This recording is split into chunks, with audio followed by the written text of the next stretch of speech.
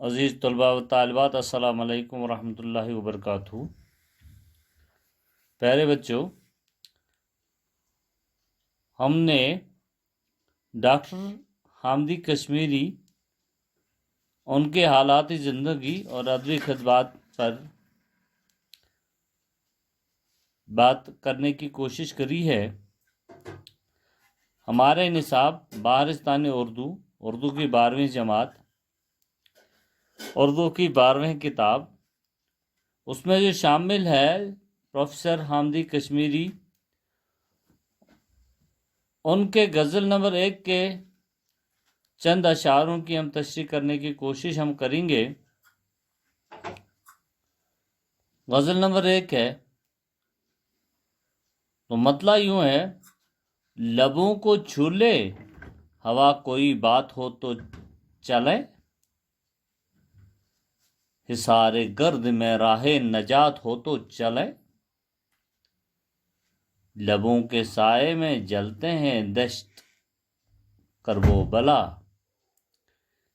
کسی کی آنکھ میں عکس فرات ہو تو چلے،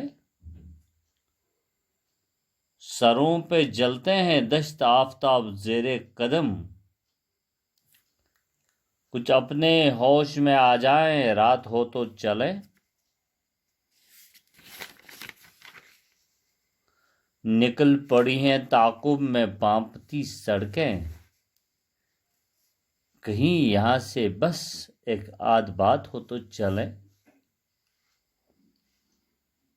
ہوا اڑاتی ہے پل میں یہاں غبار وجود، کسی کے پائے سفر میں ثبات ہو تو چلے۔ عزیز طلباء و طالبات، حامدی کشمیری کی غزل نمبر 1 جو ہم نے ابھی پڑھی ہے،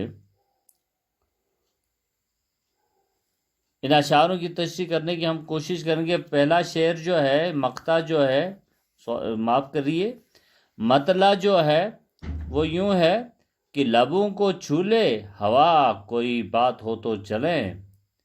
حامدی کشمیری فرماتے ہیں کہ ہم حالات کے گرد و غبار کی 4 دیوار میں اس طرح سے پھنسے ہوئے ہیں، یا ایسی ہی 4 دیواری میں جہاں ہوا کا بھی گزر نہیں ہے، ایسے حالات میں ہم پھنسے ہوئے ہیں جہاں چاروں اور گرد غباری ہے اور ہوا کا گزر تو وہاں پر ہے ہی نہیں، حصار گرد میں راہ نجات ہو تو چلیں۔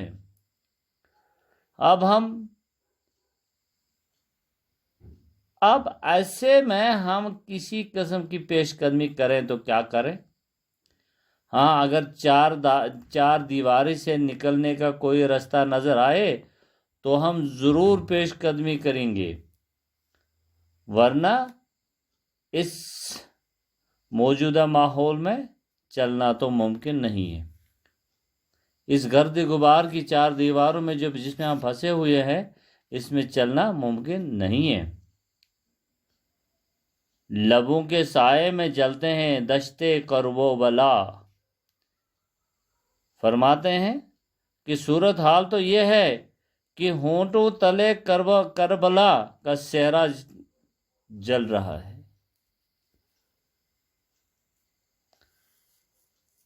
ایسے ماحول میں ہم پھنسے ہوئے ہیں کہ ہم اپنے ہونٹ نہیں ہلا سکتے ہیں، کوئی بات ہم نہیں کر سکتے ہیں، ہر قسم کا ستم ہمیں سہنا پڑتا ہے، اور یہی ہماری مجبوری ہے۔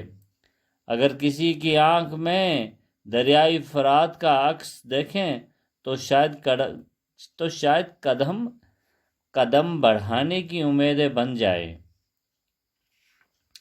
دشت کربلا کی مناسبت سے آنکھوں میں فرات کا عکس دیکھنے سے مراد ہے تشنگی بھرے ہوئے ماحول میں سکھ اور راحت کی کوئی امید دکھائی دینا۔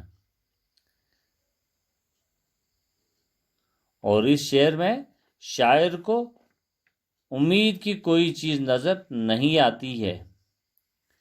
سروں پہ جلتے ہیں دشت آفتاب زیر قدم۔ حامدی صاحب فرماتے ہیں اس شعر میں کہ اپنے ارد و گرد اپنے گرد و پیش کا تذکرہ کرتے ہوئے وہ فرماتے ہیں کہ ہم پتے ہوئے دن کے مسافر ہیں، ہمارے قدموں کے نیچے تپتا ہوا سورج ہے،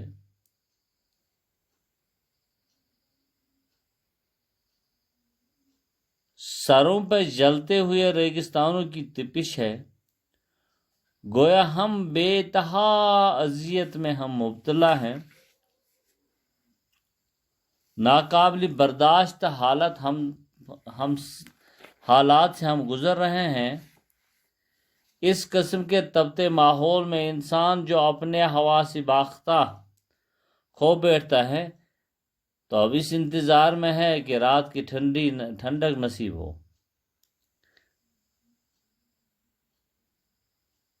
ہم اس ناقابل برداشت ماحول سے نکلیں تب چلنے کا سوچ سکتے ہیں۔ غرض کی اس مصیبت سے چھٹکارا پانے کی تبھی ہم سوچیں گے جب ہمیں کسی بھی طرح سے کہیں سے بھی ہمیں راحت سکون ملے۔ نکل پڑی ہیں تعاقب میں بانپتی سڑکیں، کہیں یہاں سے بس ایک آدھ بات ہو تو چلے۔ نکل پڑی ہیں تعاقب میں بانپتی سڑکیں۔ دیکھیں، سڑکیں جو ہوتی ہیں یہ مسافر کو اپنی منزل مقصود پر پہنچانے کی کوشش کرتی ہے، ایک ذریعہ ہے یہ۔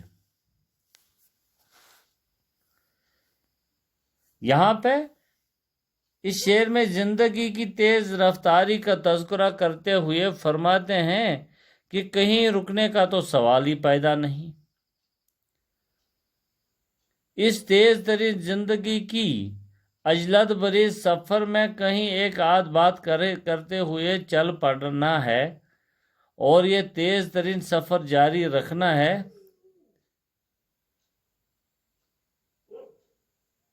کیونکہ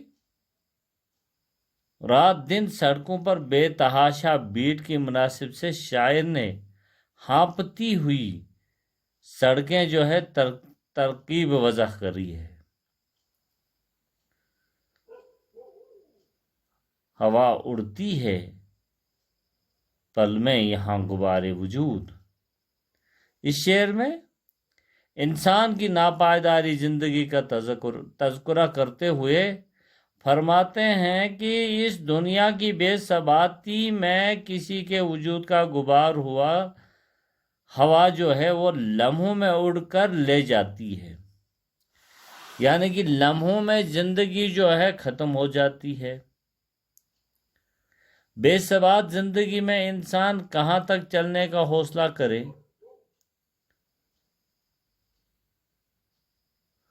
اور اس زندگی کے سفر میں پائیداری دیکھنے کو ملی